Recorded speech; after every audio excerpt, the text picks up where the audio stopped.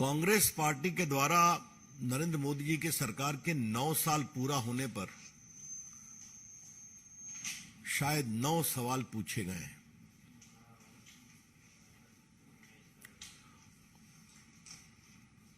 पहले तो मन में विचार आया उसको इग्नोर किया जाए, लेकिन वो झूठ का इतना बड़ा पुलिंदा है कि रिकॉर्ड को स्ट्रेट करना और साफ करना दोनों जरूरी था।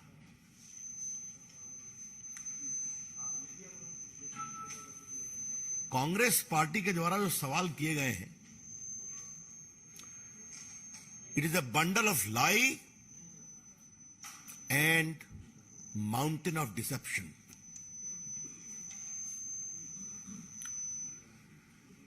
ये 9 सवाल नहीं है, ये कांग्रेस पार्टी के खींच से भरे सवाल हैं जो नरेंद्र मोदी जी के खिलाफ नफरत से उपजे हैं।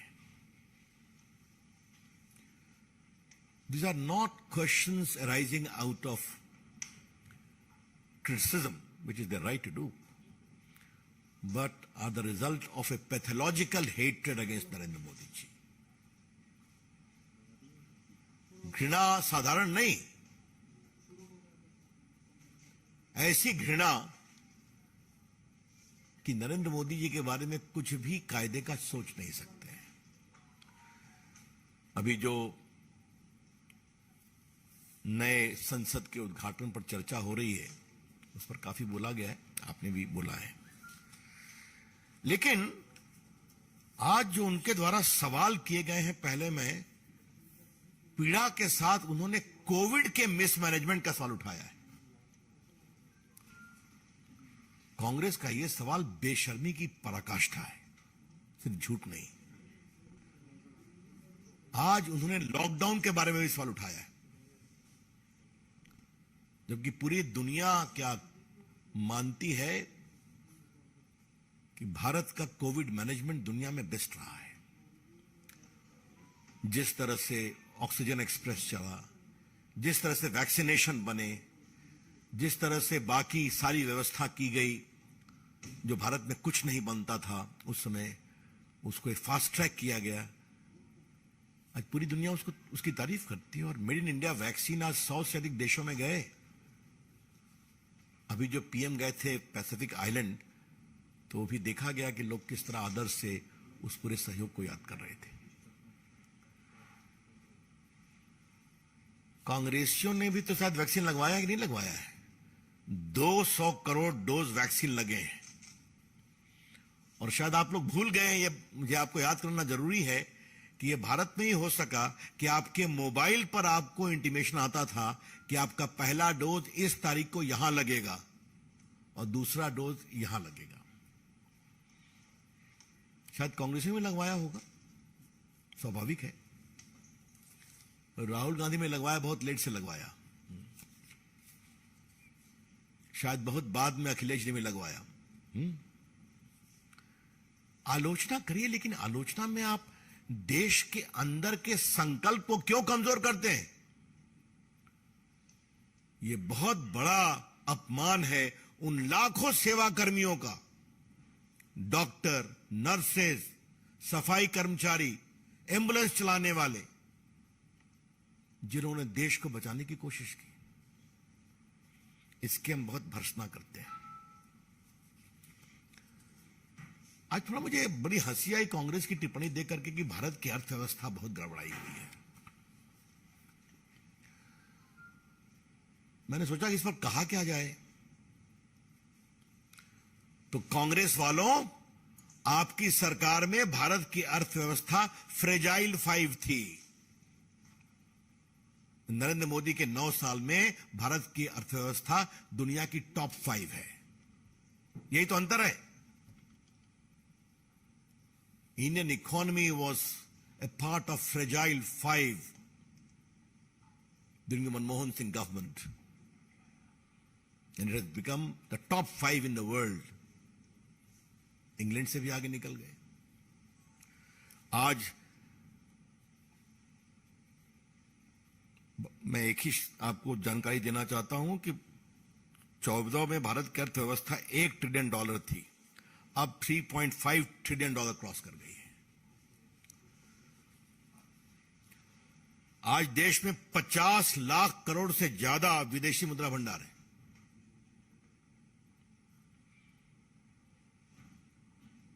और एक संख्या हम खाली बताएंगे, एक्सपोर्ट कितना बढ़ा है।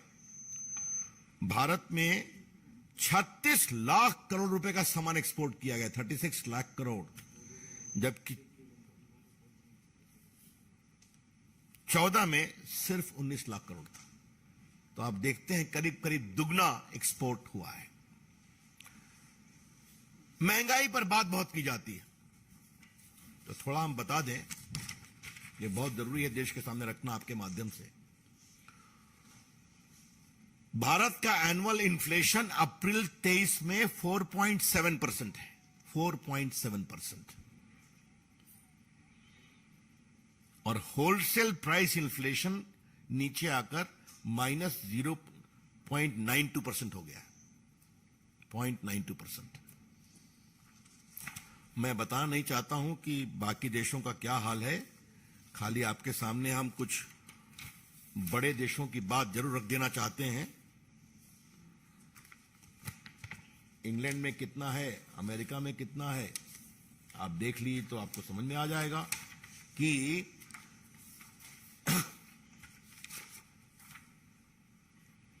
यूएस में 8.9, ऑस्ट्रेलिया 8.5, फ्रांस 17.5, स्वीडन 21.2, जर्मनी 23.5।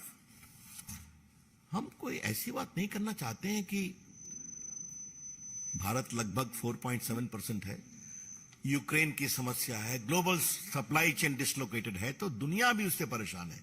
लेकिन हमने अपनी इकोनॉमी कैसे मैनेज की, दुनिया की टॉप 5 इकोनॉमी, और मैंने इसकी बात की। एग्रीकल्चर में तो बहुत चर्चा हुई है, ने एक इतनी झूठ बात कही है कि एमएसपी पे क्या कर रहे हैं। तो आज हम रिकॉर्ड स्पष्ट करना चाहते हैं कि धान का एमएसपी 14-15 में 1360 रुपए पर क्विंटल था, आज वो 2040 रुपए पर क्विंटल है, 100% राइज हुआ है। उसके बाद पैडी ग्रेड ए 1400 रुपये था 14-15 में, आज वो 2060 रुपये पर क्विंटल है। ज्वार 1530 था, आज 2970 रुपये। और बाकी बाजरा 14-15 में 1250 रुपये था, आज वो बढ़कर 22-23 में 2350 है। ये पूरी सूची हमारे पास। तुर दाल अरहर 4350 था 14-15 में, आज 6600 है।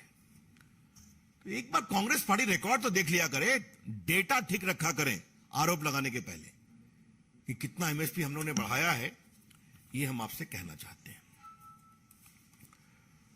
जो कांग्रेस पार्टी ने करप्शन का भी सवाल उठाया है, तो उस पर तो काफी बोलना पड़ेगा, उसको मैं बाद में आता हूं। एक जो बात कही कि भारत में मैन्युफैक्चरिंग कमजोर हो रहा है, तो जरा ये हम आपके सामने जरूर रखना चाहेंगे कि भारत में मैन्युफैक्चरिंग का क्या हाल है। 16,000 करोड़ का डिफेंस एक्सपोर्ट हो रहा है कि नहीं।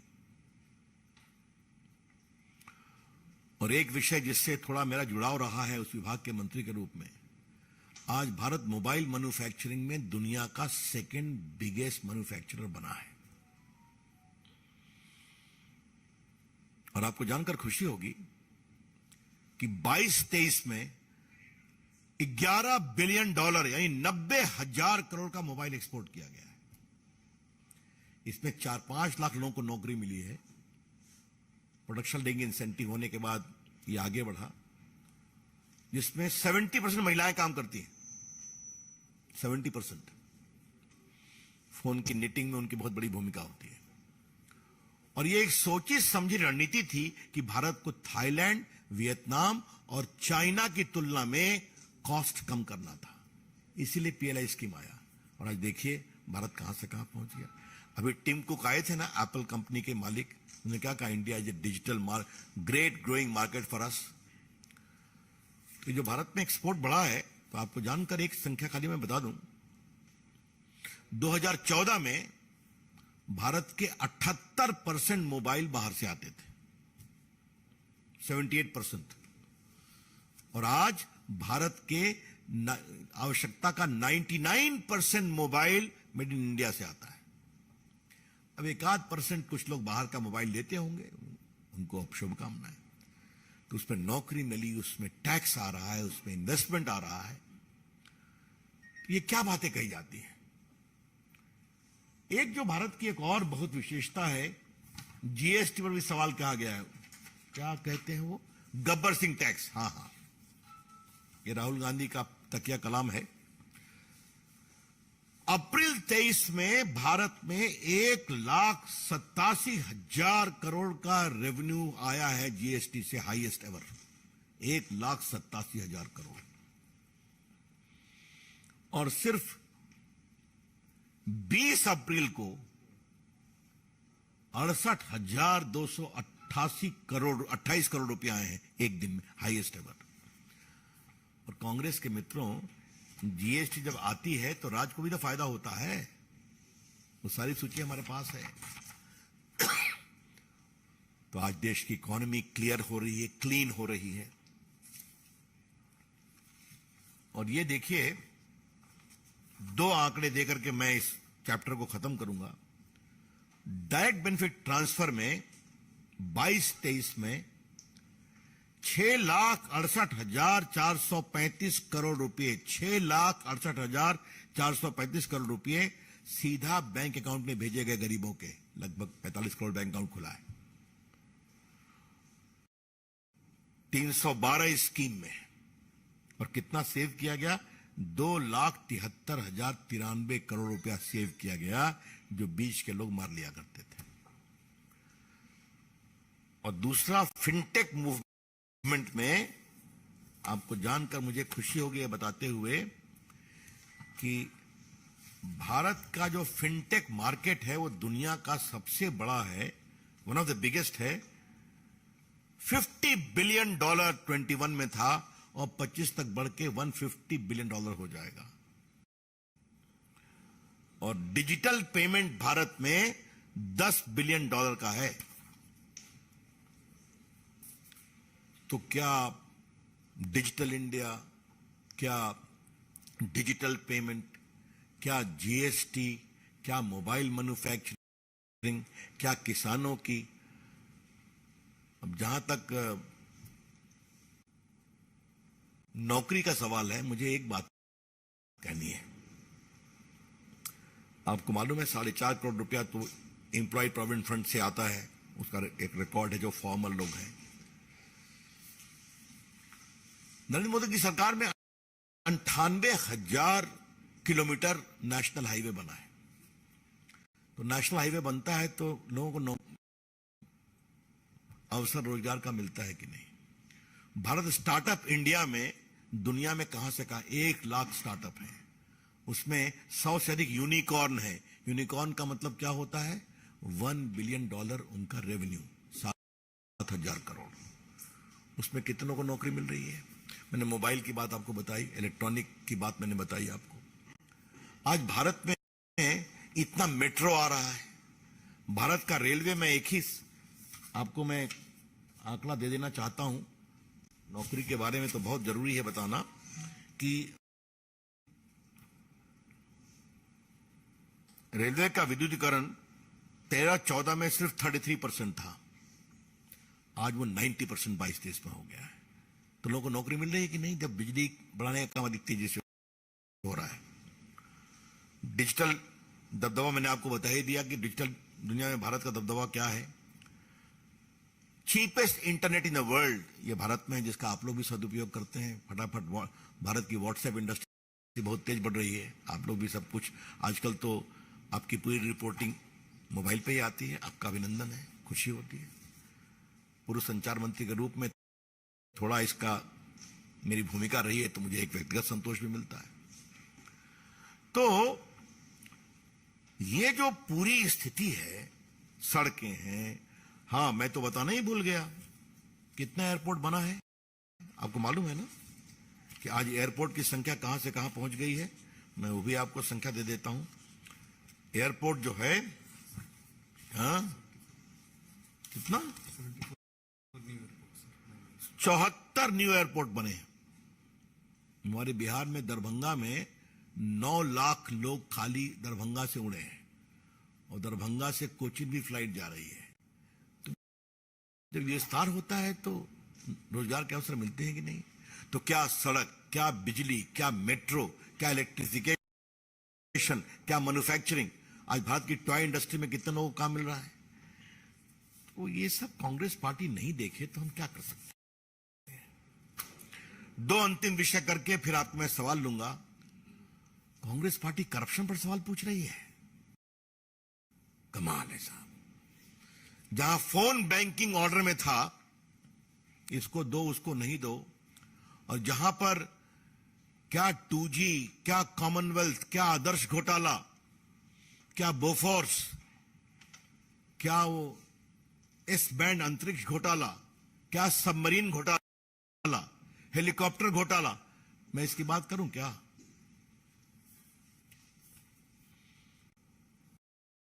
दो बातें मुझे कांग्रेस के बारे में आज कहनी है। हम लोग पंच तत्व की बात करते हैं ना। ये शरीर 5 तत्वों से बना है, जल, थल, नभ, वायु, अग्नि। और अपने संस्कारों में ये सोच है कि जब ये 5 तत्व आप अंतिम विदाई करेंगे तो उसी में समा जाना है। इसकी शास्त्रीय व्याख्या भी है, सृजनात्मक व्याख्या भी है। कांग्रेस पार्टी पंच तत्वों को बड़ी ईमानदारी से विश्वास करती है, लेकिन उनके सहयोगियों ने कहा कि पंच तत्व का सही सम्मान तब तक नहीं होगा जब तक 5 तत्वों में भ्रष्टाचार नहीं होगा। उन्होंने इसको करके दिखा दिया। मैं बताना चाहता हूं,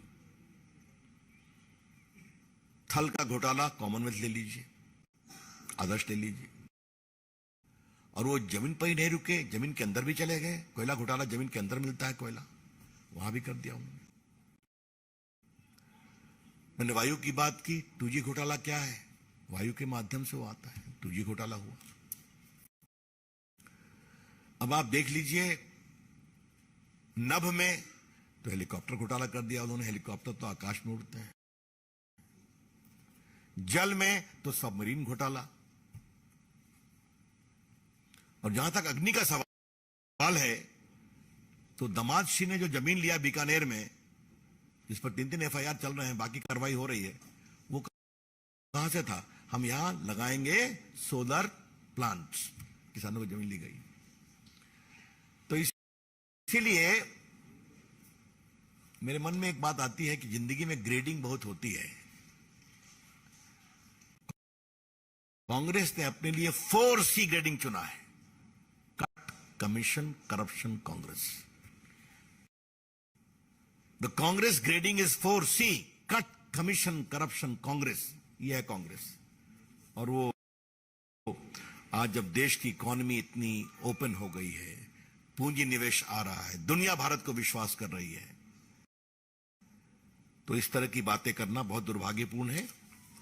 एक बात मुझे कहनी थी, कांग्रेस पार्टी PSU की समर्थक है और बार बार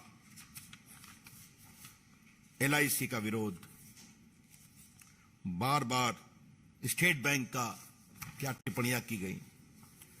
तो आज मैं पत्रकार मित्रों को एक आंकड़ा दे रहा हूं। मार्च के क्वार्टर में LIC का प्रॉफिट 13,428 करोड़ रुपए का है। 13,428 करोड़। यह प्रॉफिट 466% बढ़ा है पिछले 2,371 करोड़ के प्रॉफिट से सेम क्वार्टर में। और जहां तक स्टेट बैंक का सवाल है, तो वो भी हम कहना चाहेंगे कि SBI का प्रॉफिट फाइनेंशियल ईयर 23 में 50,232 करोड़ है। 50,232 करोड़, 58.58% ईयर ऑन ईयर। तो जो संस्थाएं देश के लिए अच्छा काम कर रही हैं उसके लोग आलोचना करते हैं कि किसी के पीछे लगे हुए हैं। ये बहुत दुर्भाग्यपूर्ण है। मित्रों, अंतिम सवाल और फिर मैं आपके सवाल लूंगा। राष्ट्रीय सुरक्षा पर हमसे सवाल पूछा जा रहा है, चाइना को संदर्भ लेकर के। कांग्रेस के मित्रों, चाइना की जमीन जो भारत की गई है वो कब गई है? आपकी सरकार में गई है ना। आज तो गलवान और डोकलाम में भारत ने अपनी साख दिखाई है कि नहीं? ये नरेंद्र मोदी की अगुवाई का ही भारत है जिसने 300 चाइनीज टिकटॉक को बैन किया कि नहीं? वो हिम्मत दिखाई कि नहीं दिखाई? ये भारत ही है जिसने 370 बैन किया, ट्रिपल तलाक बैन किया और आतंकवादियों पर क्या हमला किया। ये नरेंद्र मोदी की सरकार की हिम्मत है कि क्या उरी हो या बालाकोट हो, घर में घुसकर हमला किया और ठंडा किया। और चाइना के बारे में मैं एक बात आपके सामने कहकर अपनी बात समाप्त कर रहा हूं।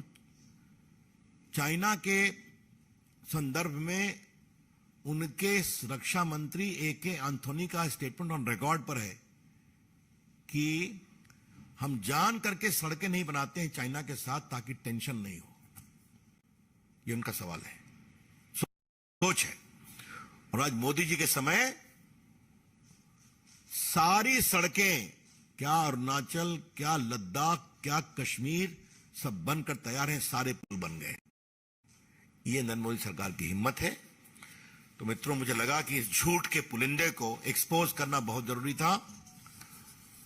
मैं कांग्रेस के मित्रों से एक ही बात कहूंगा, कृपा कर करके मोदी की नफरत से थोड़ा ऊपर आइए। हाँ, आप 2 बार हारे हैं बुरी तरह से, 24 में भी आपका हाल वही होगा।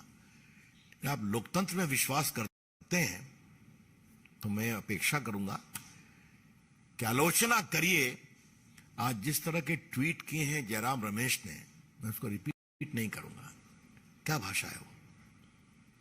हम इस डिस्कोर्स को कहां गिरा रहे हैं? प्रधानमंत्री के खिलाफ। मैं बहुत भर्त्सना करता हूं उस ट्वीट की। धन्यवाद।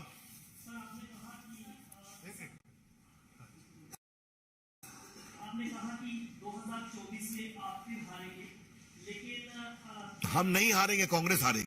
जयराम रमेश कह रहे हैं कि कर्नाटक के जनादेश में बड़ा संदेश है।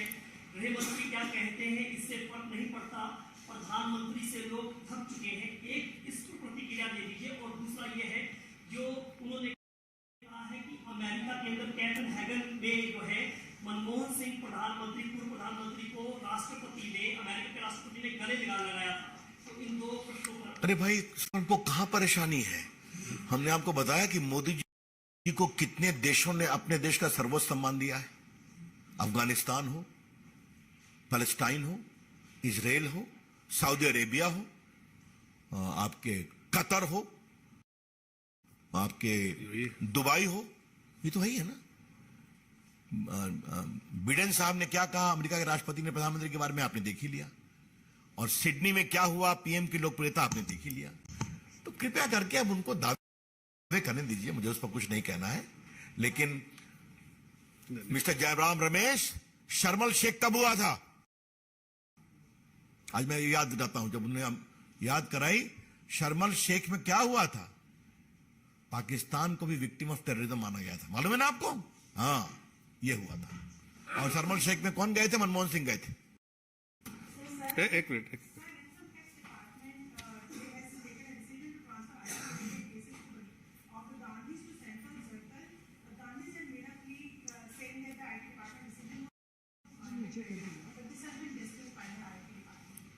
ऐसा है कि यह उनकी अपनी जुडिशियल प्रोसेस है, उस पर मुझे कुछ नहीं कहना है। इतना ही कहूंगा कि करप्शन की बात करने वाले कभी ना भूलें कि आज राहुल गांधी भी बेल पर हैं, उनकी मां भी बेल पर है नेशनल हेराल्ड के मामले में, आपको मालूम है ना। और पूरा उनका क्वॉशिंग का एप्लीकेशन डिसमिस हो गया, उनको ट्रायल फेस करना पड़ रहा है। यस,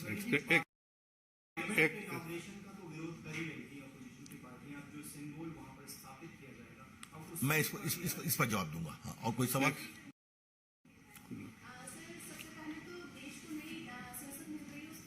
संसद पर मैं अलग से दूंगा।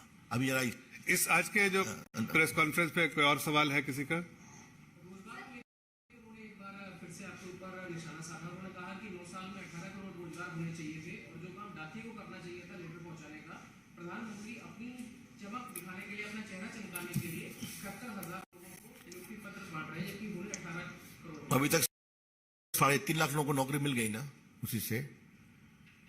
कांग्रेस को कौन समझाए कि प्रधानमंत्री जब कार्यक्रम करते हैं तो जल्दी फास्ट ट्रैक होता है। हर विभाग केंद्र सरकार के, क्या रेलवे, क्या पोस्टल, क्या आपके सेंट्रल फोर्सेस, सारी नियुक्ति जब एक साथ होती है तो उसकी एक तारीख तय होती है। कांग्रेस के समय तो सब कुछ डिले चलता था, छोड़ दीजिए। नेक्स्ट, या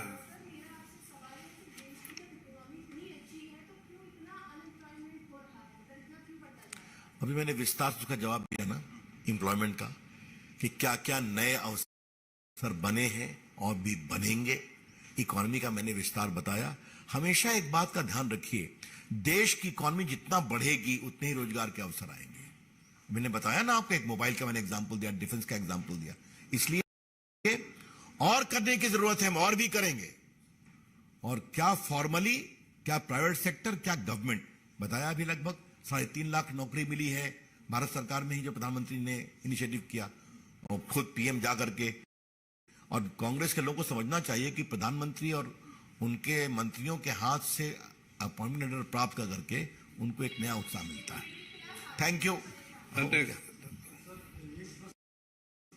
की तरफ से और विपक्षी दलों की तरफ से बार बार उठाया जा रहा है कि आखिरकार बीजेपी इस बात का जवाब क्यों नहीं देती कि आखिरकार उन्होंने राष्ट्रपति महोदय को इन्विटेशन क्यों नहीं। चलिए, हो गया। अब कोई सवाल, कोई रतन जी। कांग्रेस ने एक बार फिर से निशाना साधा कि जो दुगनी आय करने का मामला था वो आज तक क्यों नहीं दुगनी आय हुई थी, 2014 से वादा किया था। और जो किसान आंदोलन के समय जो समझौता हुआ वो भी। पहली बात तो मैं ये कहना चाहूंगा कि किसानों को, भारत के 11 करोड़ किसानों को 6,000 रुपये जाते हैं कि नहीं, आज तक जा रहे हैं कि नहीं। भारत के किसानों को कृषि बीमा का लाभ दिया गया है कि नहीं। भारत के किसानों को आज फर्टिलाइजर नए तरीके से उपलब्ध है कि नहीं। भारत के किसानों को कृषि के क्षेत्र में अन्य कई काम किए गए हैं कि नहीं किए गए हैं। आज इस साल भारत में one of the highest level of agriculture production होने जा रहा है। आज के आप इकोनॉमिक टाइम्स, बाकी अखबारों में देखिए। तो कांग्रेस और जहां तक एमएसपी का सवाल है, कितना बढ़ोतरी हुई, मैंने आपको पढ़ दिया। इसलिए कांग्रेस पार्टी की पीड़ा मैं समझता हूं, इसलिए चिंता मत करिए, उसका जवाब निश्चित मिलेगा और देश की जनता देगी। किसानों के लिए नरेंद्र मोदी जी की सरकार ने बहुत ही ऐतिहासिक काम किए हैं। बहुत बहुत धन्यवाद। एक बात आई तो मैं थोड़ा इसको विस्तार से बता देता हूं। ये संसद के सत्र का उद्घाटन नहीं है, ये नई संसद का उद्घाटन है। इस बात को समझिए। राजनाथ जी ने ट्वीट किया है कि संसद के सत्र के उद्घाटन की एक गरिमा होती है, राष्ट्रपति आते हैं, आपको मालूम है, बजट सेशन हो, बाकी सेशन हो। ये नए संसद भवन का उद्घाटन है। तो अब जरा मुझे बोलने देंगे आप, कृपा कर करके प्लीज। मैं आपके सारे सवालों को एंटिसिपेट कर रहा हूं, शांति से सुना जाए, बड़ी कृपा होगी। तो ये पहली बात है। दूसरी बात, अमित शाह जी ने कल विस्तार से बताया है कि सोनिया गांधी ने कितने विधानसभा का उद्घाटन किया। वो तो कुछ नहीं थी, खाली एमपी थी। क्या छत्तीसगढ़, क्या मणिपुर शिलान्यास किया। बिहार में जो हमारा बना है सेंट्रल हॉल, उसका उद्घाटन नीतीश बाबू ने किया। और छत्तीसगढ़ की भी तो राज्यपाल एक ट्राइबल है, उनको तो नहीं बुलाया गया। बाकी दर्जनों एग्जाम्पल हमने दे दिया, उसकी चर्चा करने की जरूरत नहीं है। संसद में राजीव गांधी ने क्या किया, 74 में इंदिरा गांधी ने क्या किया। और इन लोगों ने द्रौपदी मुर्मू का कितना सम्मान किया, कृपया करके आप अपने पुराने फुटेज निकाल लीजिए। क्या क्या कहा है इन लोगों ने, कुछ चल रहा है। कृपया करके राष्ट्रपति जी को इस डिबेट में, विवाद में न लाया जाए। बहुत गरिमा में आचरण है आदरणीय द्रौपदी जी का, हमको उसका सम्मान करना चाहिए। लेकिन कांग्रेस पार्टी का मुझे अब जवाब देना है। वो क्या इस बिल्डिंग के शिलान्यास में आए थे क्या? मुझे बताया जाए। कांग्रेस पार्टी के लोग संसद भवन के शिलान्यास में क्यों नहीं आए? बस हमको विरोध करना है। कांग्रेस पार्टी के लोगों ने आज तक सरदार पटेल की स्टैच्यू ऑफ यूनिटी पर 2 फूल चढ़ाया है, जो दुनिया की सबसे बड़ी स्टैच्यू बन गई है। 4 लाख लोग हर हफ्ते आते थे पिछले जाड़े में। बोलिए, कांग्रेस पार्टी के लोग ये जो इंडिया गेट के पीछे में जो वॉर मेमोरियल बना है वर्ल्ड क्लास, यहां कभी गए हैं क्या? तो क्या बात की जा रही है? तो मोदी जी कुछ भी करेंगे उसका विरोध करना है। अब जहां तक सेंगोल की बात है, ये भारत की बहुत बड़ी परंपरा है। आज भाजपा की ओर से एक सवाल मुझे पूछने की इच्छा जरूर है कि सेंगोल जो दक्षिण भारतीय आध्यात्मिक सांस्कृतिक धरोहर है भारत के इतिहास की, वो नेहरू जी की वॉकिंग स्टिक कैसे बन गई? इसका जवाब कांग्रेस को देना पड़ेगा। और वो पड़ी हुई थी इलाहाबाद के म्यूजियम में, क्यों नहीं खोज खबर दी गई? आज देश ने खोज खबर ली, आज मोदी जी ने खोज खबर दी, और आज भारत की वो महान धरोहर को उसी आध्यात्मिक आदर के साथ संसद भवन में स्थापित किया जा रहा है। तो कांग्रेस पार्टी को अगर अपने इतिहास से ही चिढ़ है तो मुझे कुछ नहीं कहना है। That's all. Thank you.